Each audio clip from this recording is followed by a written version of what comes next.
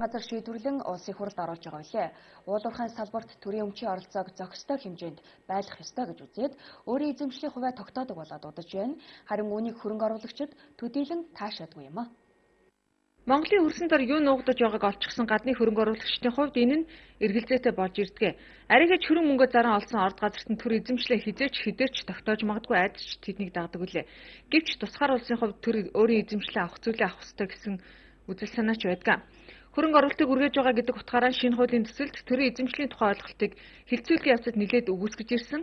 Харин энэ удаа засгийн газар симхийг ашиглан хэд хэдэн орд газрыг өөрийн мэдэлтэй авлаа гэх шүүмжлэж гарч байгаамаа. Стратегийн ач холбогдлын орд газарт алтны 1, нүүрсний 2, газрын ховор элементийн 4 буюу хөшөөт, цайдамнуур, гацуурт, хотхор, мушгаа удаг, лугийн гол, халзан бүрэгдээ зэрэг 7 ордыг нэмэхээр болж байгаамаа. Ерөн цаашдаа энэ орд газар нь эдийн засгийн эргэлтэнд орох боломжтой буюу ашигт малтмалын төрөл нөөцийн хэмжээгээр нь чухалчлан үзэж стратегийн ач холбогдлын орд газарт тооцжээ. Шинэ гарах гэж байгаа гэхээсээ илүү өнөөгийнхөө хуулийг л мөрдөж ажиллах үүрэг нь улсын засгийн газарт байдаг л. Нэгдүгээр уран газрын хор элемент бол стратегийн ач холбогдол гэхээр ашигт малтмал байна. За нөгөө талаас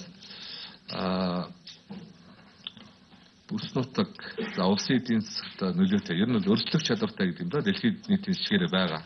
Монгол улсын хувьд юугаараа өрсөлдөх чадвартай. Нөгөө юу байвал юугаараа гэдэг үлээ. Тэрүүнтэй адилхан нүүрс ч гэдэг юм уу, цэсийн томоохон ордуудыг бол бас хамруулж болох юм аа гэсэн юм утгатай. Өнөөдрийн байдлаар 15 орд газар стратегийн гих жагсаалтанд багтсан байгаа. Цаашид 30 гаруй ордыг энэ жагсаалтанд оруулахар бэлтгэж байгаа албаныхан мэдээлж байна. Төрийн эзэмшил давна гэдэг сонгодог утгаараа хэрэгжүүл мэдээж бид баялагтай эзэн болох учиртай.